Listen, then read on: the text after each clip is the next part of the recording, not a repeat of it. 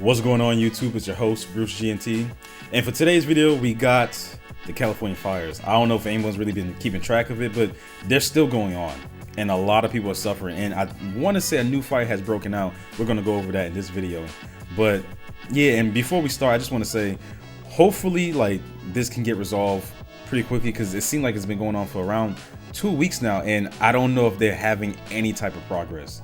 You know, so my prayers go out to those people that are out there struggling, that are losing their home, that are losing their livelihood, that are losing memories like loved ones. Hopefully they're out there being safe. But let's jump right in. We're going to begin in Los Angeles, where more than 50,000 people are under mandatory evacuation orders or warnings after the Hughes fire erupted near K-State late yesterday. The National Weather Service has issued red flag warnings until Friday for more than 19 million people across Southern California.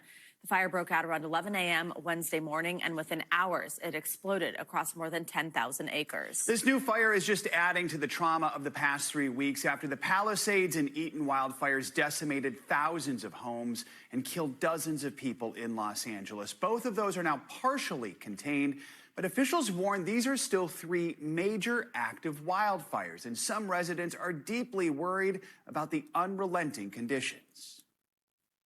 It's nerve-wracking for sure, especially with all the other fires that have happened in Palisades and Altadena and Pasadena. So yeah, I'm a little nervous right now.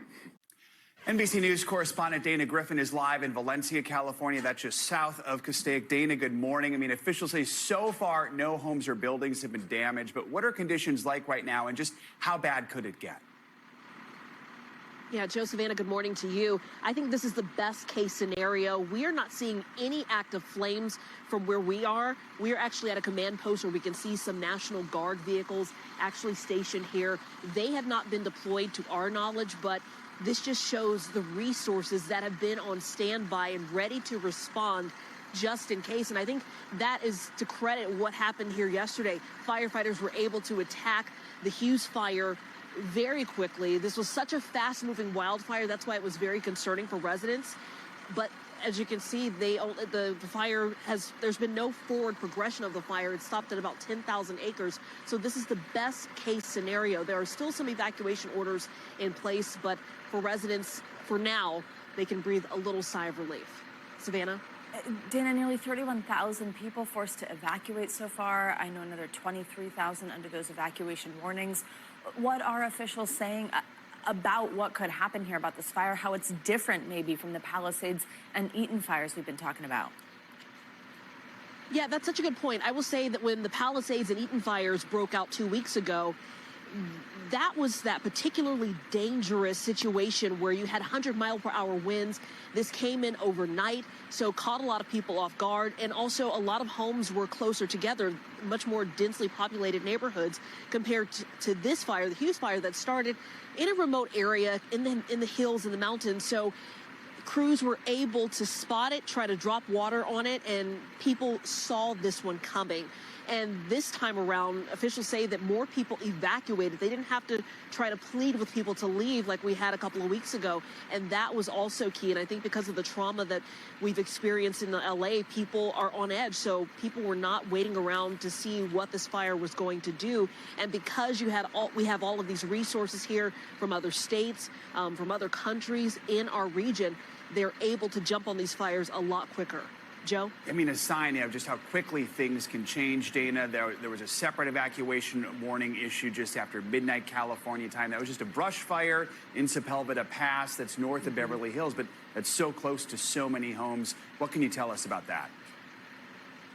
Yeah, it's so close. So that one was another... You see, for me, I don't know, and I'm not a conspiracy theorist or anything like that, but I was thinking about it earlier. Does it seem like someone's starting these fires?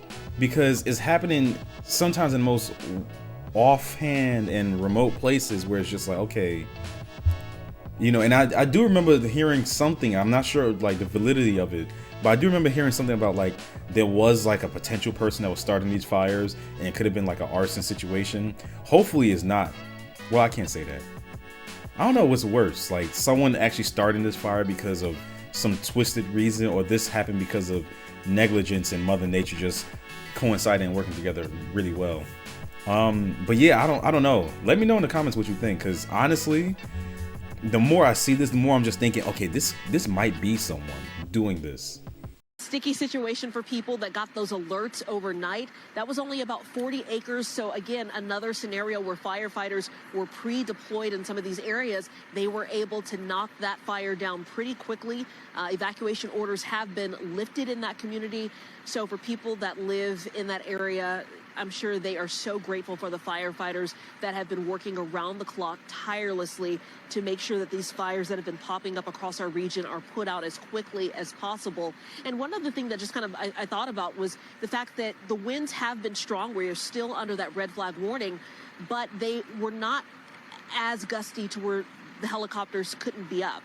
You know, compared to the Palisades and Eaton fires, those aircraft had to be grounded, and that was not the case this time. So that has been a huge help to get this fire and the other fires knocked down. Keep Savannah, knocking Joe. those things down so quickly. All right, Dana, thank you so much. Tonight, relentless Santa Ana winds sparking multiple new fires across Southern California, forcing firefighters into what seems like a volatile game of whack-a-mole. From Ventura County to San Diego to Los Angeles, where overnight a brush fire ignited near the famous Getty Center, closing in on one of the city's busiest highways and prompting evacuation warnings in Bel Air. I can see it spreading in both directions. Crews knocking it down, while also waging a massive air and ground attack to get a handle on the Hughes fire in North LA County, which forced 30,000 people from their homes. We were able to get a lot of personnel and equipment on scene in a relatively short amount of time. Across Southern California, 10 million people facing dangerous fire conditions with up to 70-mile-per-hour winds. But rain now in the forecast after months of bone-dry conditions. Rain, is it a good thing or a bad thing? Right now, what's predicted looks like a good thing because it's not a lot, but we're not taking any chances. The rain is also bringing concerns about mudslides with unstable land and the burn scars and all this toxic debris.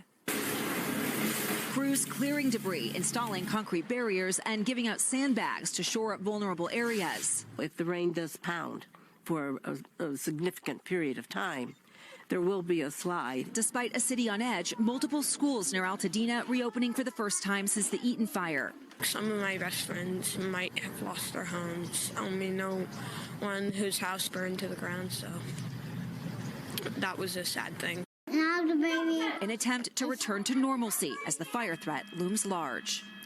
Liz, what do we know about President Trump's plans to visit Los Angeles?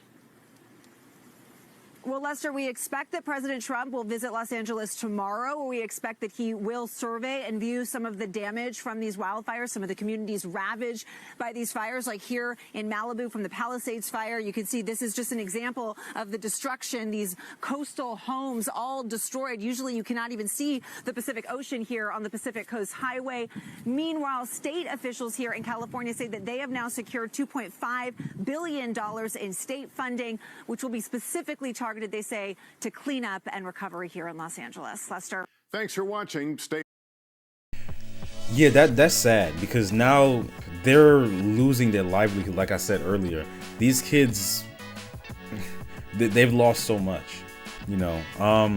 Another point that I wanted to kind of touch on is that's crazy that they're going to get potentially, hopefully not, through another natural disaster. Like, that's insane. Mudslides. Like, you would think the rain coming in would be like a positive thing. No, it's not. If it's too much, mudslides. That's just wild to me. Wild. And I'll definitely cover when Trump goes to California, because I'm pretty sure that's going to be, people gonna have a lot to say about that. I can just see it right now. But as it stands right now, this is what's going on. Hopefully they can get this fire under control. Hopefully we can minimize the damage and the loss that people are experiencing. And shout out to those firefighters that actually, you know, putting their life and their livelihood on the line, because this is not easy work. The ones within California that are coming from other states and other countries, give it up to them, because that's hard work. Well, that's it for this video. I want to keep this one short. Just want to really give like an update what's going on with the fires, and I'll try to continuously give updates to let people know, hey, look, whether or not it's still raging on, whether they have a better handle on it, and, you know, keep people in their prayers. But like always, if you like the video, leave a like. If you have a comment down below. Let me know what you're thinking. Tell me your conspiracy theory. Do you think this is man-made? When I say man-made, I mean like someone's like an arsonist setting things on fire. Or do you think this is just happenstance? You know, I'm starting to think it's man-made at this point. And subscribe if you want more. Peace.